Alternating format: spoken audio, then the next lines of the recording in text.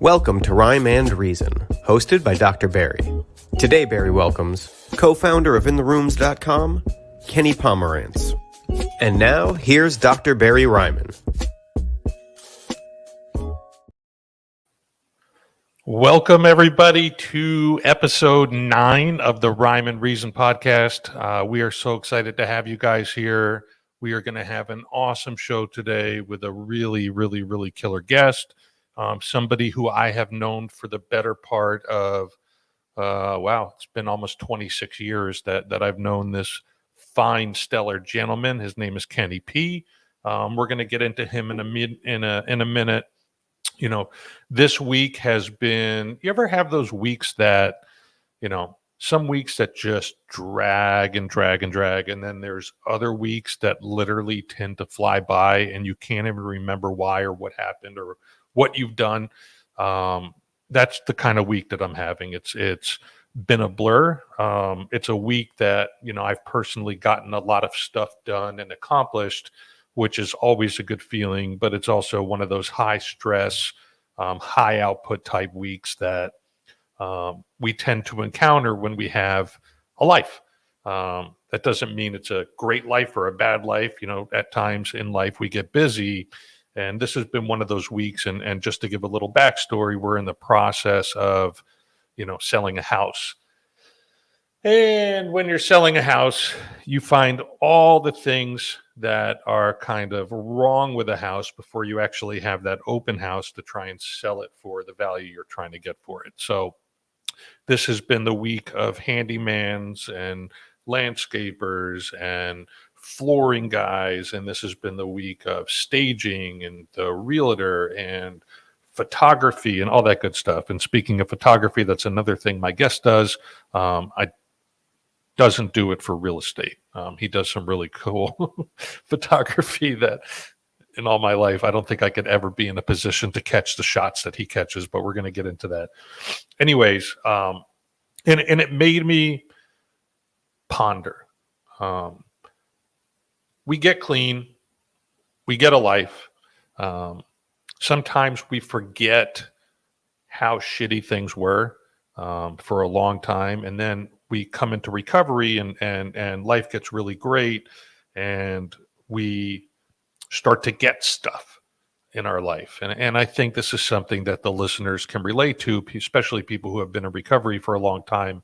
We start to get stuff. And then we move from certain problems that we used to have, which were like legal consequences and medical consequences because of the way we used, to having what we would consider to be some, pretty high class problems, like, having to find enough time to get a landscaper to a home you own, right? So just some food for thought. I am a grateful human being. I'm in a place in my life today where I have learned to deal with stressors that in a I would call it a dignified way without, ruining my life because of the stress that occurs. With that being said, I am sad to report that my co-host, Zachary Elliott, will no longer be with the show. He's had some stuff come up with some work duties, so we wish Zach well. And it's still undecided at this time if I'm going to have a co-host, if I'm going to fly solo. We're going to kind of see where that goes. But anyways, today's guest, his name is Ken Pomerantz, otherwise known to the community as Kenny P. And boy, is he known to the community. Literally, everybody knows Kenny. He is one of the co-founders of InTheRooms.com. He has been clean, and I say the word clean because he got clean in Narcotics Anonymous, but he's been clean since November of 1982.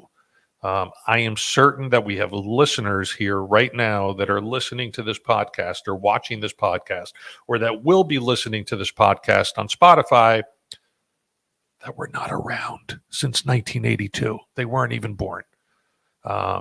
In November, he is going to be celebrating 40 years clean. And to me, that is, and I'm going to use some language here, but that's a motherfucking accomplishment.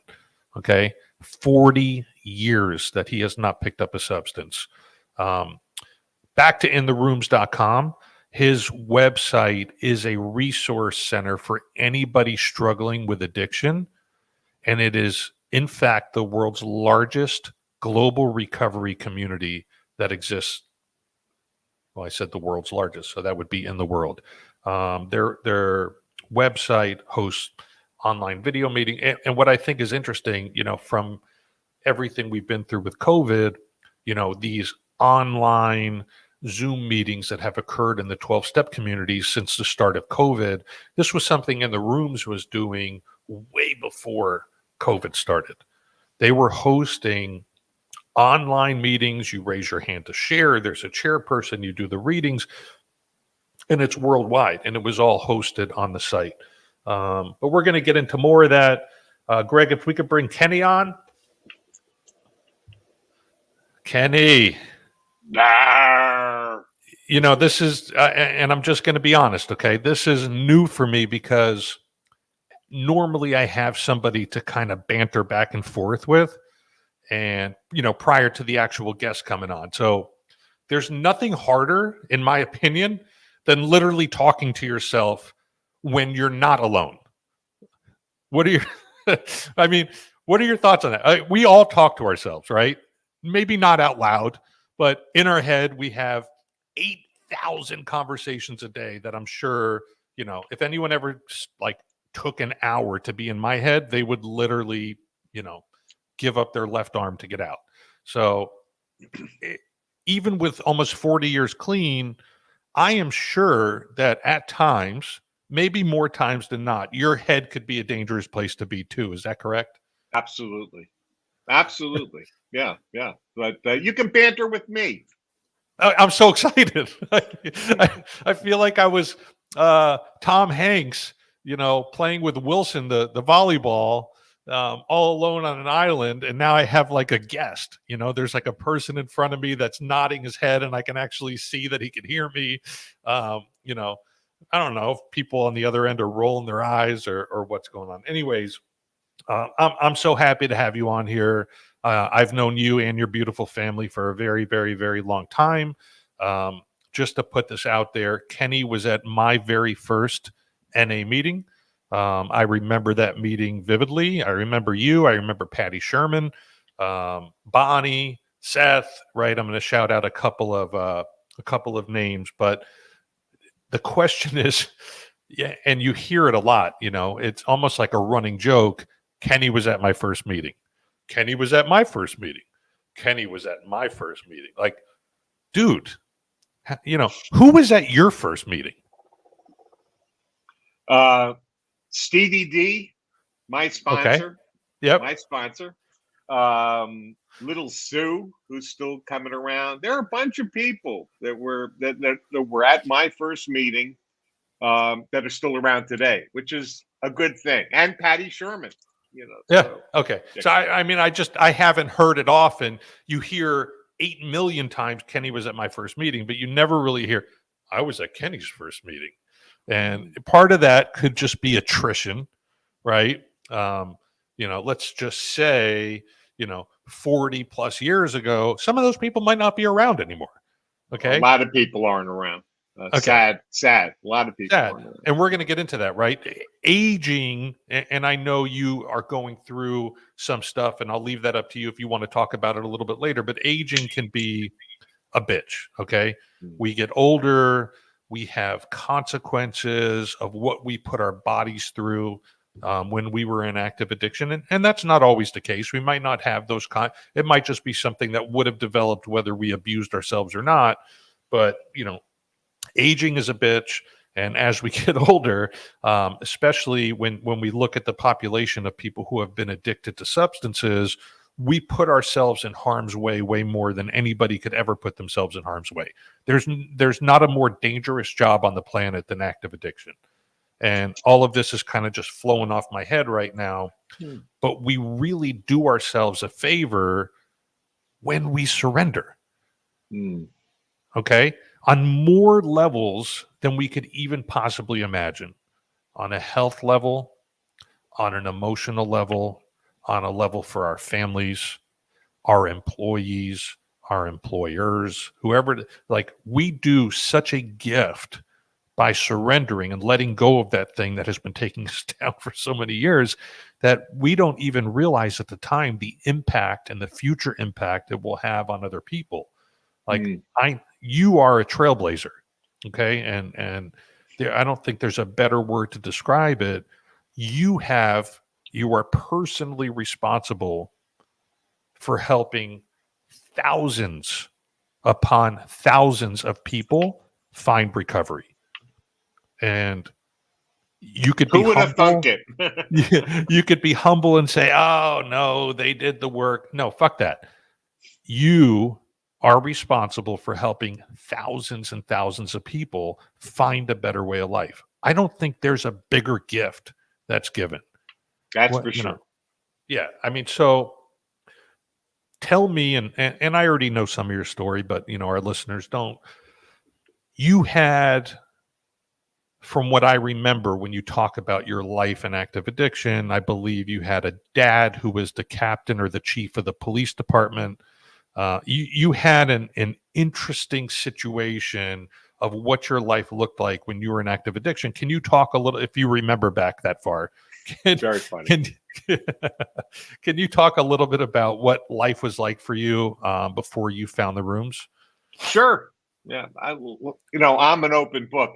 Although I have to say, I've done interviews for many, many, many, many years. This is the first time I'm ever talking about NA.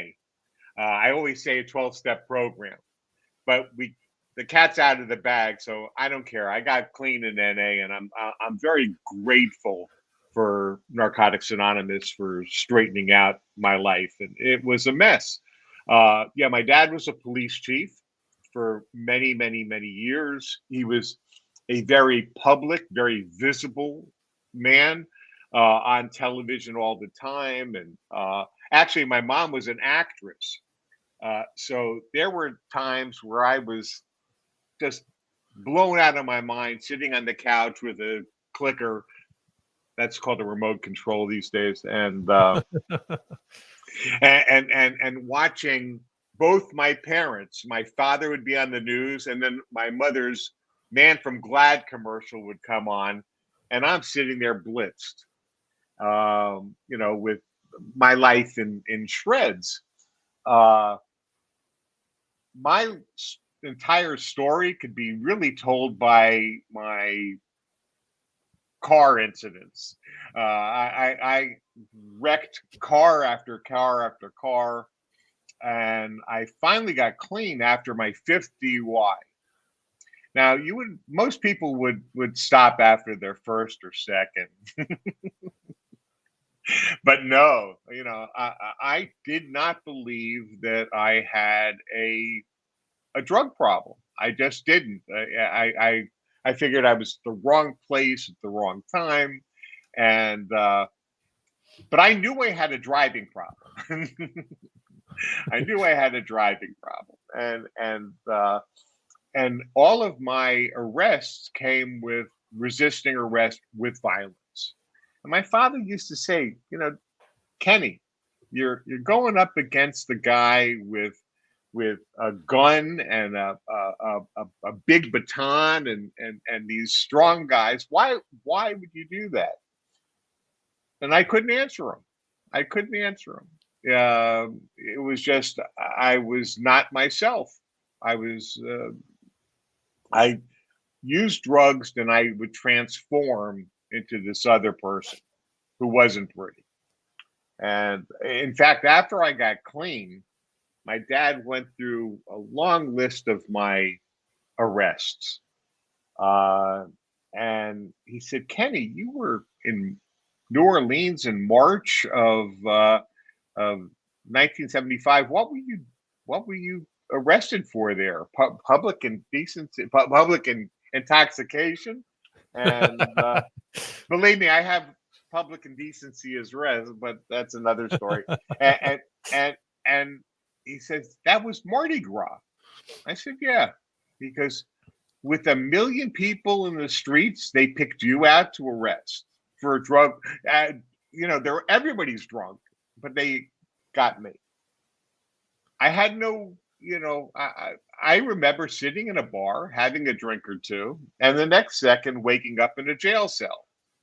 Uh, that was who I was. So it wasn't pretty, Barry. I mean, I'm listening to these stories, and all I could think about is you must have really sucked at using. No, I was very good at it, actually. I should reframe that. Managing your use. Absolutely. No, and at the end, my liver was shot, so I would go into blackouts all the time. And I couldn't remember. I'd wake up and people would tell me things I did. I remember every morning going out to my garage and looking to see if my car was there and if there was blood on it or dents. It wasn't pretty, and it wasn't. That's when it became intolerable for me. But I couldn't stop it. I was out of control. But that was when it was really painful being me. I remember one morning waking up and looking out at my driveway going into the garage, and there are these lines dug into the gravel. I couldn't figure what the hell is that about. And I open up the garage, and all four of my tires were blown. I'm not sure what I did, but I must have gone over some tracks that blew out my tires, and I left these. We had beautiful, it was like cobblestone going into the driveway. I saw them for a year before I got clean. That's where I was at. So let me ask you. You had a dad you mentioned was the chief of police. Mm-hmm. And I'm pretty sure they named things after this guy, Pomerantz. Mm-hmm. Yeah, the police station, Miami Beach, is Rocky Pomerantz Plaza. Right. Okay. So he was a pretty big deal. You were more than likely, I'm going to go out on a limb and say you were probably an embarrassment for him. Oh, yeah. Did he get you out of stuff? Like, did that enable you to continue doing what you were doing? Or was he like, F you, this is your mess now and you're never going to get better. So fuck off. No. Yes. I was an embarrassment to my dad, my family. But he didn't really get me out. It was the respect that other police officers had for him, and they would take it upon themselves to talk to me. Don't do this. I can't tell you how many arrests that didn't happen because of the respect for my father.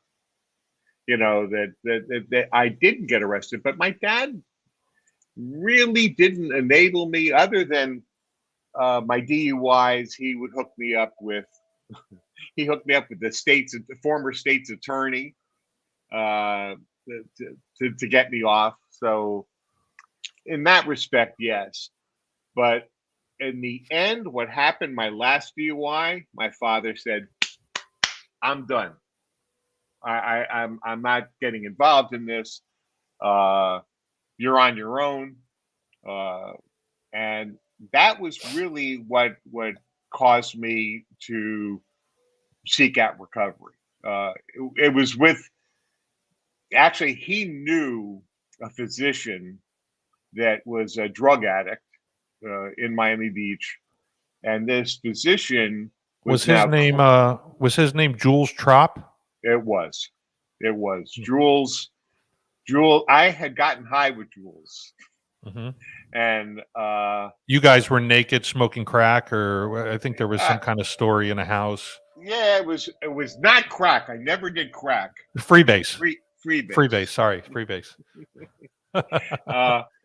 Yeah, crack is whack. Anyway, so this is really before crack. I got clean. I never really did crack.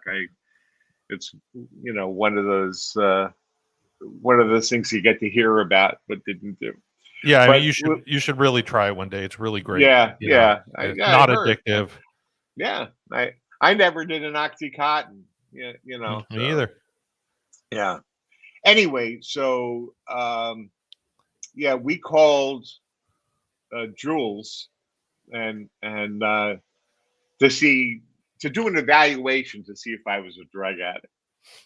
And I walked into his office, and yes, I had been smoking freebase naked with him and his nurse at the time, who was clean, Dottie, who is a wonderful human being that was there with me, and they had been praying for me. They knew I was a mess, and they kept on hearing stories. And I checked into a treatment center, and that's my story. Is that treatment center saved my life? Was that, if I remember, Jules, was that South Miami Hospital? South Miami Hospital, where countless numbers of addicts and alcoholics got clean. That's where my sponsor Bob went. Absolutely, I remember him in treatment. Of course, you were at his first meeting. I'm sure I was at his first meeting. But that was a special time. 1982, 1983.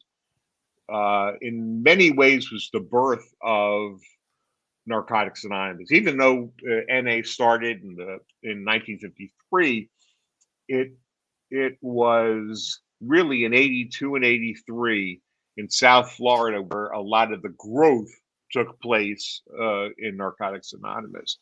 And we were trendsetters, and we had no idea. We were the blind leading the blind. When I got clean, I remember the big thing was the meeting after the meeting, and we would take over restaurants after the meeting. Just take them over, like diners. Like a drunken motorcycle gang, only we weren't drunken. And at that time, I remember being at one of those meetings. It was Marshall Majors. I don't think they're still around. A delicatessen down in South Dade, and we had like about 30, maybe 40 people, set up, and they would be prepared for us after the meeting, and the topic was graduation from college. All these people had either never gone to college, or they got kicked out, but very few graduated. I raised my hand and said, I graduated. I don't remember any of it, but I graduated. And they said, "What was your major?" And I said it was broadcasting and a minor in meteorology. And they said, "Wait, broadcasting? Do you know how to punctuate?" Punctuate? Now, of course I know how to punctuate. Well, the table stopped. There were all these different conversations, and they heard that I knew how to punctuate. At the time, they were working on, it wasn't even called the basic text yet, but it was a lot of people referred to it as the NA Big Book. Mm-hmm. And they said, would I help punctuate? I said, sure. And I got involved with these wonderful people, not only in South Florida, but all over the country that were working on this NA Big Book. And it was really almost ready to roll out, but they needed help with punctuation. And that was my thing. That got me connected with you mentioned I know all these people. That got me hooked up with all these fantastic people all over. You ever meet Jimmy K? Yes. I got to meet Jimmy K at in 1983 at the World Convention of Narcotics Anonymous. Wow, that's amazing for the Yeah. viewers that don't know who Jimmy K is. Jimmy Keenan, he was the founder of Narcotics Anonymous, much like Bill and Bob from AA. Jimmy was from NA. So that's a. Let me ask you, because we jumped a little bit, and we're going to go all over the place. But what was, and I talk about this a lot, okay, and the underlying tone of people getting clean and wanting to get clean, not wanting to get clean, other people wanting to change their lives for them. I'm a believer. That better be your sponsor. No. It's a delivery. Screw It's it. not DiGiorno. Okay. I have always said, and again, this is just based off my experience. I was not one of those people who was 100% ready to get clean. I just wasn't, right. I did not have 100% desire to give up my security blanket that I carried with me for many years. As bad as it was for me, as bad as I looked, as bad as the consequences got, I never raised my hand to say, yes, please take this away from me. I'm super ready to get clean and change my life. Okay. There's a belief, and you hear it said often, you really have to want this to get it. And if you don't want it, don't worry about it. You're not going to get it. That's and what I believe to be an old school belief. My story was more along, you really have to desire less consequences. And if you just stop for long enough and actually see what your life could be like, you might be more inclined to continue. Right. What was your, and I don't want to use the word bottom, but you were pretty fucked up. Was it being cut off by your dad? Was it an epiphany? Was it a girl? Like, what was your turning point that you made a decision, or maybe someone made it for you, that you're going to go see Jules and you're going to give this way of life a shot? I went to Jules to get everybody off my back. I never thought the treatment would work for me. I never knew anybody that got clean and stayed clean. So I think what it was for me, my epiphany was when I was in treatment. They had done, a physical before treatment, and when my labs came back, they told me that my liver was shot. I had the beginnings of cirrhosis, and I was 29 years old, and I felt invincible. I felt like, if I was going to die, it was going to be on my terms, an overdose or suicide. But when it came back that my liver was shot, all of a sudden it hit me that, this is serious, and they drilled it into my head. And I think the fact that I heard that in a treatment center saved my life. And that was the beginning for me, is that I couldn't deny it, what the cause was. And I was, I became sweetly willing, a term that I heard, in recovery, sweetly willing to follow the suggestions that I was hearing. There's an old saying, the desperate become sweetly willing. Absolutely. And was there your aha moment in early recovery where you said to yourself, and I know I've had one, but you said to yourself, you know what? I can do this. I never got that. What I got was, I'm going to stay clean for today, but I'm damn sure going to use tomorrow. I mean, it's not a good way to think, but I figured I can make it through one day. But I knew I was going to use eventually. I mean, in my mind, the thought, after I got out of treatment, my mother used to come to say, just to think you never have to use another drug for the rest of your life. I had fear in my heart. I mean, when she would say this, because I knew I was going to be, that I wasn't going to pull this off. I knew in my heart that I couldn't stay clean. I never stayed clean for 30 days ever before in my life. Once I started using drugs, 30 days. And and now I'm coming up this year, I'm going to be 40 years clean. It's incredible. It's mind-boggling. For so many reasons, it's mind-boggling.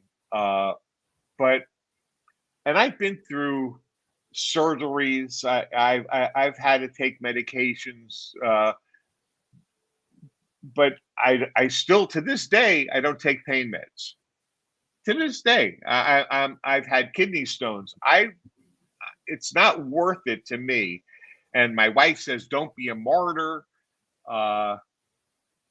But I just feel that I can make it through anything, one day at a time. That's just for today. That's the words that I live by. And okay. Yeah. I'm going to stop you for a second because you brought up the magic word. You said wife. And I know your wife well, Jamie. And what a hell of a story on how you guys met, your infamous prediction you made at that moment. Can you talk a little bit about that ever so famous NA dance that occurred? Well, first, before I get to that, I had been dating a girl for 2.5 years. A wonderful girl, a beautiful girl. We never had an argument in 2.5 years. And when she wanted to get married and have kids, and I never wanted to have kids. I just didn't. I had motorcycles, I had boats, I had my toys. I was very emotionally underdeveloped. and I just couldn't make that commitment with this particular woman. And we broke up because all she wanted to do was to get engaged. She goes, "I don't need to get married right away. I just need to know we're going somewhere after 2.5 years." And I couldn't do that. I was working a program of honesty, and I just couldn't do that. So we broke up, and then she started dating all these different guys in the fellowship. My friends would come to me and said, "It's okay if I go out with this girl." My sponsor came to me.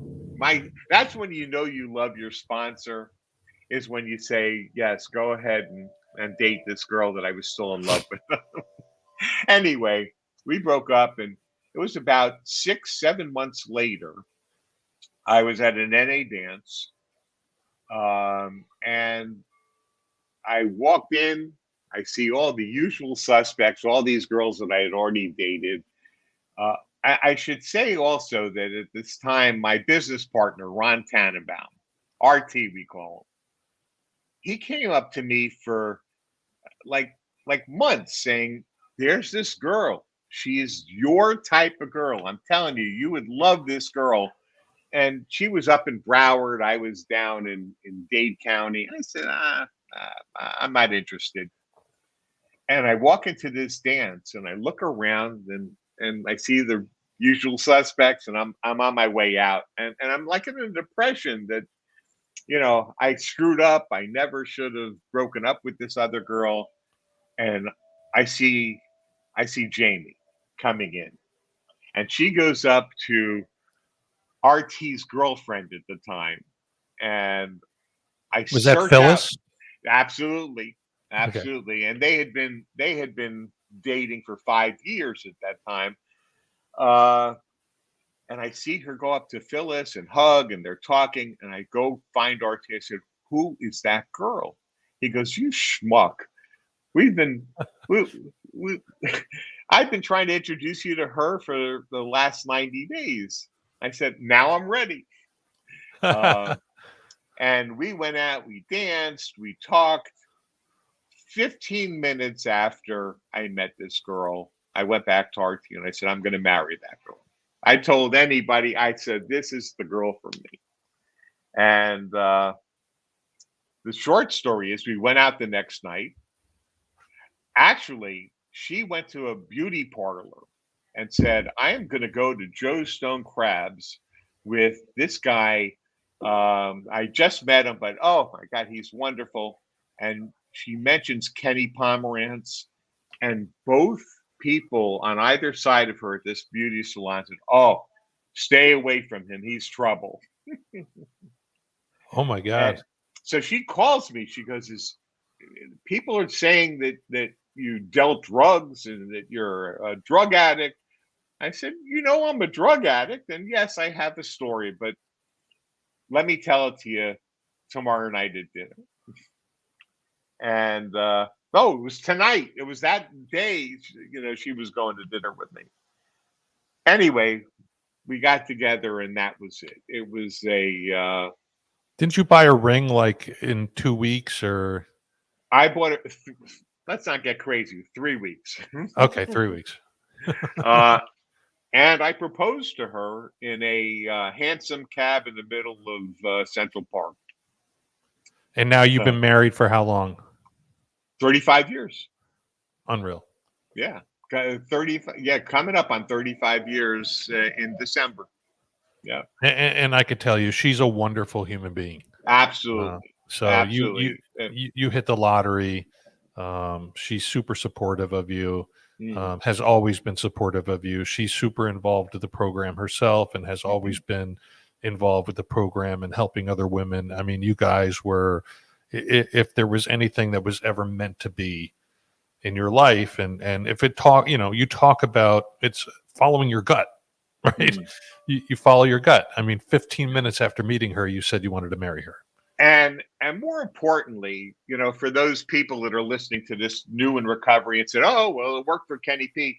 Let me tell you this. I had done 4 steps about many different topics in my life, but the most important was a 4th step on relationships. And my sponsor had me do a 4th step on what I was looking for in a life partner, and why was I deserving of that person. And we had this long list of things that I was looking for. And when I met Jamie, I called my sponsor before I got the ring, and I said, let me tell you, this is the person I feel that I'm meant to be with. And he said, well, where is she on the list? And I said, she's the total package. Well, TP, that total package, that's what we referred to her for a while. How's TP doing? And she still to this day, I mean, our relationship has, changed a bit. We're now parents of kids, 31 and 33. So my kids are now older than the day that I was when I got clean. And I have 2 wonderful, wonderful, wonderful kids. You do. I can attest. Yeah, it's something, like I said, I never thought I would be a parent, but I still go places in my neighborhood where everybody calls me Coach Kenny because I coach soccer, I coach Little League. It was a real change for me. And the fact is that when people hear that I was a drug addict, they can't even imagine it. They can't imagine it. They can't imagine the person that I used to be. When my kids, my son is so used to hearing people saying Oh, I saved their life. I remember going to a football game one time, and we ran into a former patient uh, of ours, the treatment center I used to help run. And this guy comes up and goes, "Oh, to Matthew, my son, your dad saved my life. I was going to die, and my son says, "Yeah, I know, he's wonderful, yada yada yada. Dad, it's almost kickoff. Let's go." But he's so used to hearing people come up and say that it doesn't mean anything anymore. My Well, son, listen, like I my mentioned at the beginning of the show, you have helped thousands upon thousands of people. my son likes to hear stories from my old friends that tell my road rage, crazy things I did, running through the streets naked in Gainesville. He loves to hear that. Because he can't imagine this guy doing those Yeah. things. It's unbelievable. I have two young daughters that are 10 and 8 that have obviously never seen me get high. And, you know, I've shown them some pictures of, what I used to look like. And they're, that's not you, Daddy. Very funny. That's not you. It's a complete and total metamorphosis that recovery affords us. Absolutely. Listen, I knew that I could talk to you. This podcast can go on for 3 hours. I do want to get to intherooms.com. I want Hallelujah. to I want to hear a little about you and you're the original co-founder with RT with Ron Tannenbaum, who I love. I've known him as long as I've known you. Another great guy. I should have actually had you both on. I didn't even think of it. Absolutely. Yeah, Yeah. I don't know why we didn't, but so I hope he forgives me because he would be great to box in right now. But tell me a little bit about what led to In the Rooms. Tell the audience what it is. We're going to put up some links on how they can find it and all that good stuff. But go ahead. Intherooms.com. I was working with RT. We were in a marketing company, and I walk into Sports RT. memorabilia. No, that was his thing. This was Altoids. yes. Anyway, so that's a whole other. We won't get But into that. we won't get into it. But I walk into him one day and I said, "I have an idea.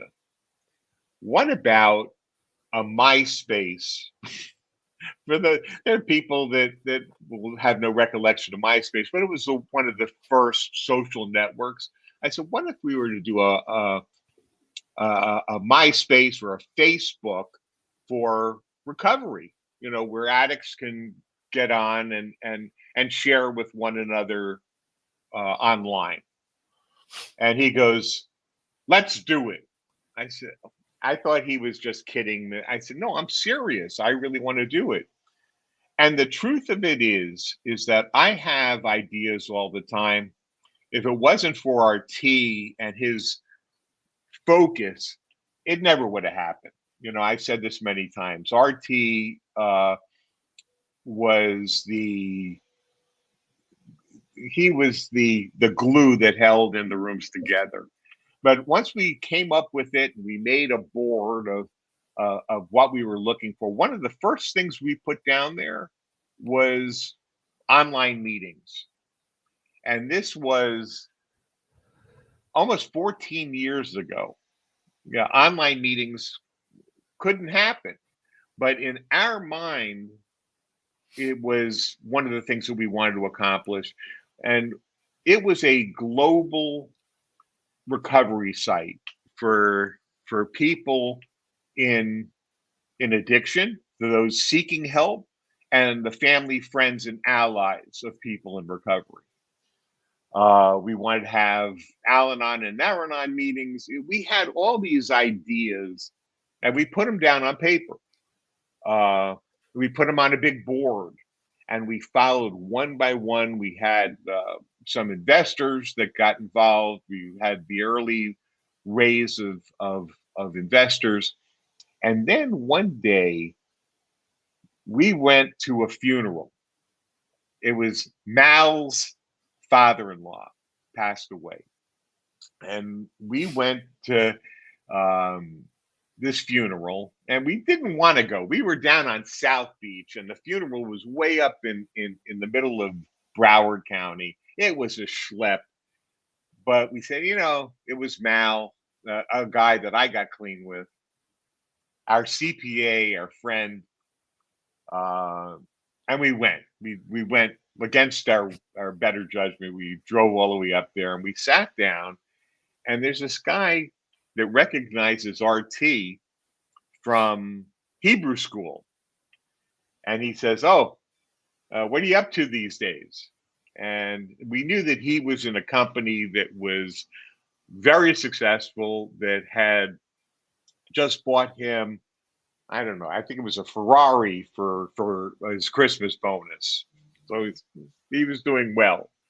And then he mentions that he'd like to get together when he heard what we were doing. He said, "I'd like to get together because that's a good idea, what we wanted to do, and to hook up with this other guy who I knew from Hebrew school growing up."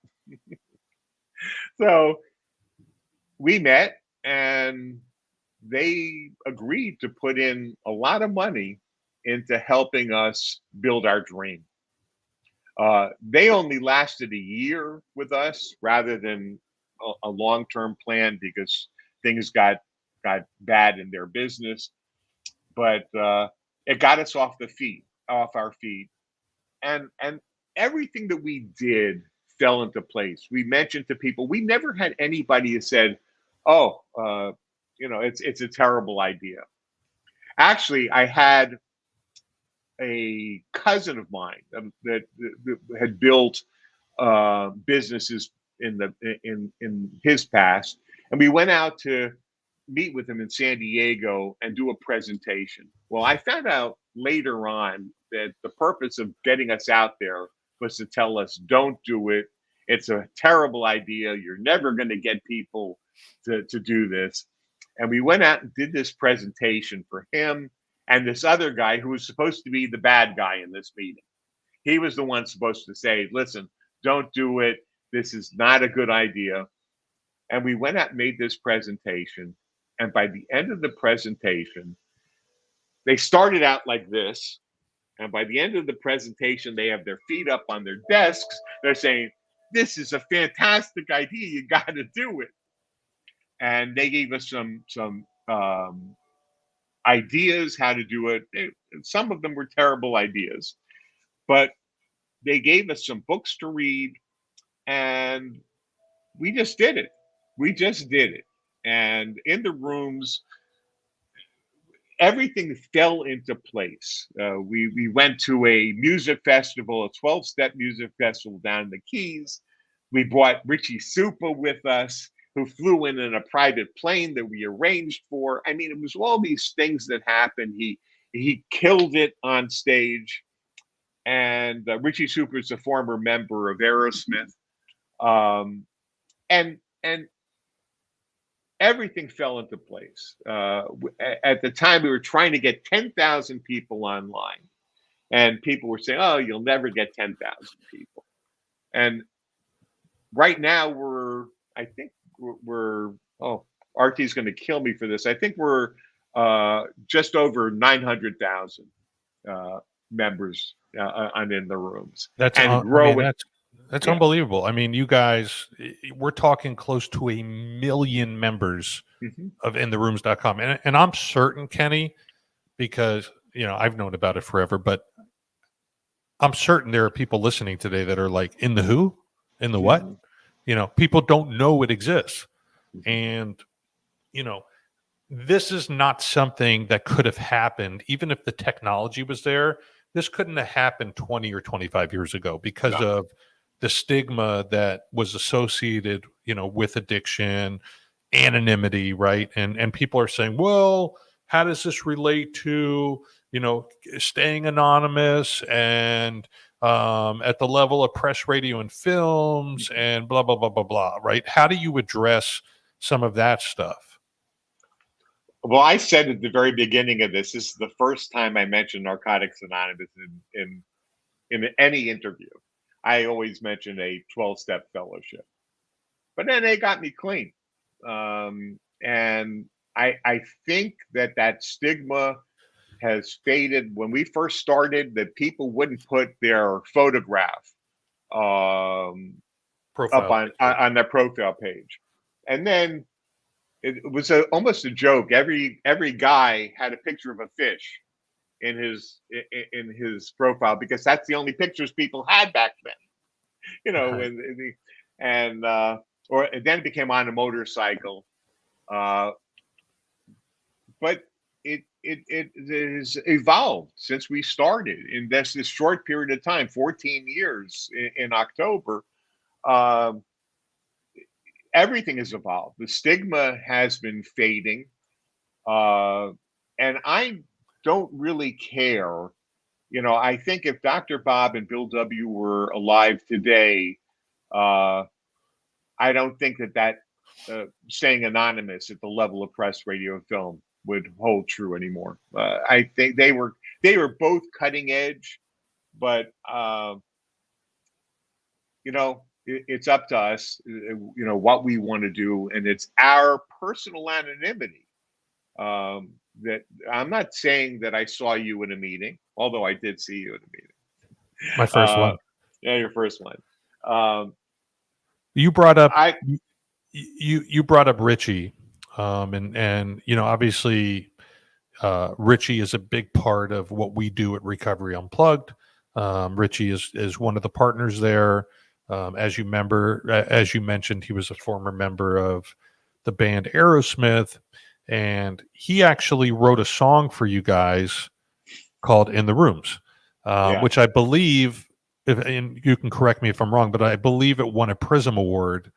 I remember seeing a picture with you, RT, and Richie holding up this shiny glass award. We have actually queued up. My producer Greg behind the scenes has queued up. I think we're going to play about 30 seconds to a minute of his song, just to reminisce. So, Greg, if you could roll that for us. Oh, this is live. Oh, this.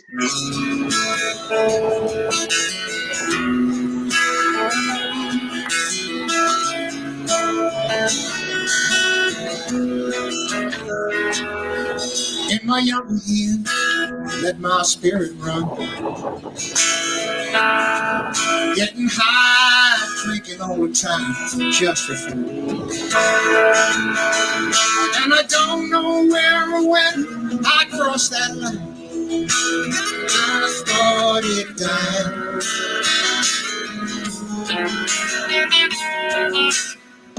I was so far gone, I couldn't find myself. On the borders of insane is where I screamed for help. And I found the door that opened up my eyes. I came alive. In the room where broken ain't true. Love is like an army that comes to save us all. In the room, there's a miracle waiting there for you. When you're out there, you can learn to live again. In the room.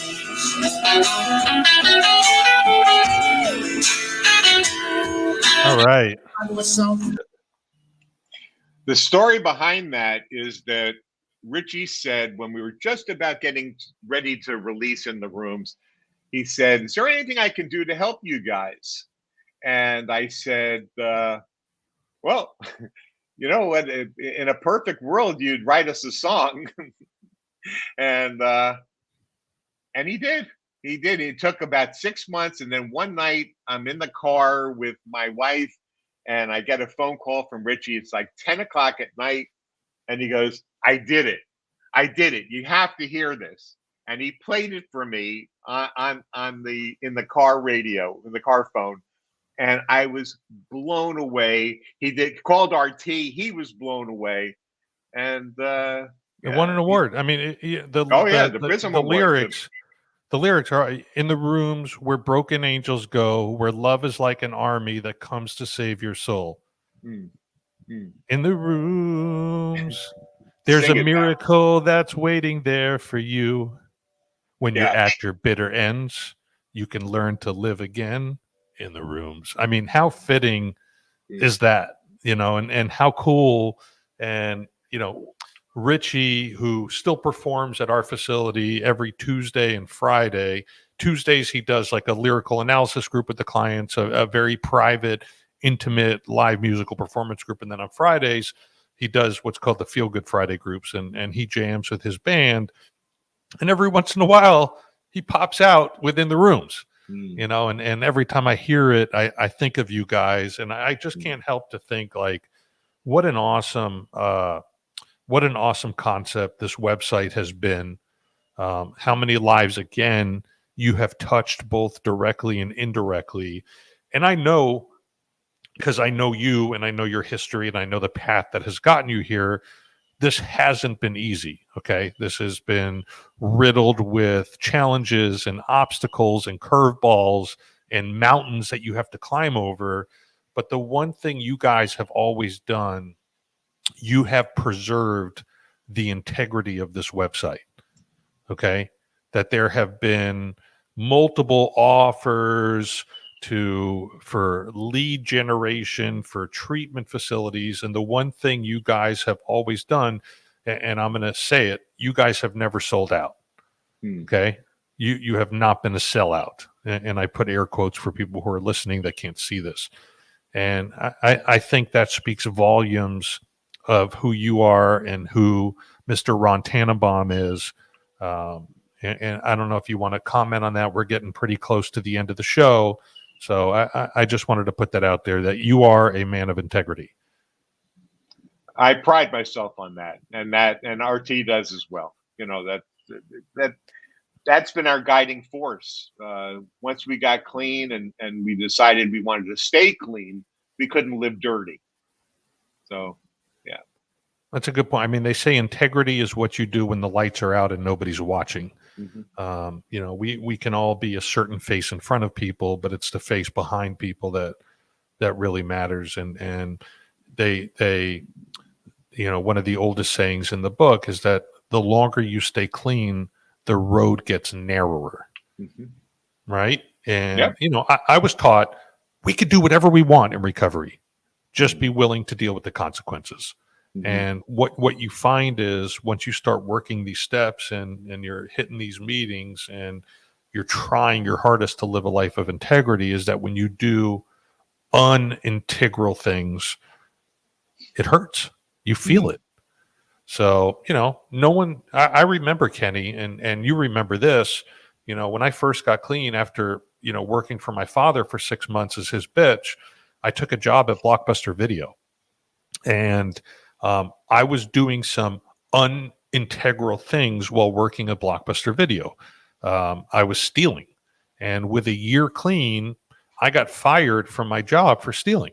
And, stealing in the sense of I built a really nice VCR collection of movies that I happened to have taken out of the store, never returned. And we had Blockbuster Music as well. So I really built this amazing CD collection for my car, which, on a side note, I used to play basketball at Plantation Central Park, and I used to just toss my keys on the court when it was time to play. And one day when I was done playing, and I used to play with some pretty cool people, Kajana Carter, OJ McDuffie, former Dolphin, NFL players. And I looked at Kajana Carter and I said, I can't find my keys. And we walked outside. He came with me, and my car was broken into. Okay. Not window smashed. Somebody had my keys. My wallet was there. All of my stuff was there, but my CD collection was missing. So I never got busted by Blockbuster for the CDs, only for the movies. But, God has a sense of humor. So, we learned that, and that was the last day that I ever stole, right? Any job I had after that, I never stole. But we learned, right? Just because we get clean doesn't mean the behavior stop right away. And I know we're kind of going down a rabbit hole here at the end, but I'm sure you could relate to that. I'm sure you weren't absolutely picture perfect since November of 1982. I'm sure there were times in the early 80s where, you got to be able to shed these behaviors. And I think that's important to talk about. We don't get clean to get perfect. And there's people who are listening that are probably struggling right now that are feeling like a big piece of shit. It gets better. Any That's closing for sure. thoughts you want to give to the audience? This was really awesome to have you on here today. Yeah, you got to get RT on. You Yeah. know, his memory is better than mine. I will get him on. Yeah. I don't know why. Like I was like back against. I don't know why. We could do 3 boxes. We don't need just 2 boxes. So, anyways, Kenny, much love to you. I know you're going through some medical stuff right now. I do think about you often. Paula says, I love this. Thank you so much, Dr. Barry and Ken. I'm thrilled to learn about In the Rooms, especially being a Zoom baby. Paula, it is really a cool experience. Make sure you check it out. Oh, and it's free. Absolutely. Yeah. It's free 99. Every potential investor that came to us said, well, you can charge for this. We don't, it's not going to happen. Which again goes into the integrity that you guys have. So again, Kenny, thank you. Send my love to Jamie, and I love you so much, man. Love you too, Barry.